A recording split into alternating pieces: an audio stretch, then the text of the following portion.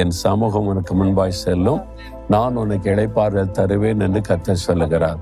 மோசே, எகிப்து தேசத்தின் அடிமைத்தனத்தில் இஸ்ரவேல் மக்களை நீ மீட்டு கொண்டு வர வேண்டும் என்று மோசையை கர்த்தர் கொண்டு வந்தார்ல, அந்த மோசைக்கு கர்த்தர் கொடுத்த வாக்குத்தத்தம் தான், நான் உன்னோடு இருப்பேன், என் சமூகம் உனக்கு முன்னாலே செல்லும், நீ பயப்படாதே, இளைப்பாறுதல் தருவேனை தைரியப்படுத்தி அந்த மோசையை கொண்டுதான் கர்த்தர் இந்த மக்களை இந்த தேசத்திலிருந்து விடுதலையாக்கி வனாந்தரத்திலே வழி நடத்தி கானான் தேசம் கொண்டு போய் சேர்த்தார்.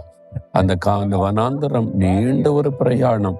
அங்கே ஒரு மரமும் இல்லை, ஒரு கிணறும் இல்லை, ஒரு ஆறும் இல்லை, வசதி இல்லை. ஆனா கர்த்தர் சுமார் 30 லட்சம் மக்களை வனாந்தரத்திலே போஷித்து தண்ணீர் கொடுத்து உடுத்து வைத்து அழகாய் நடத்தினார்.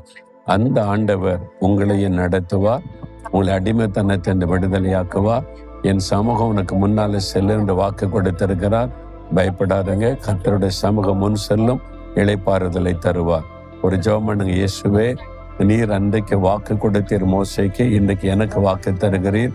உடைய சமூகம் எனக்கு முன்பாய் செல்லுகிறதற்காய் ஸ்தோத்திரம், இளைப்பாறுதல் தருகிறதற்காய் ஸ்தோத்திரம், ஸ்தோத்திரம். இயேசுவின் நாமத்தில் ஆமென்.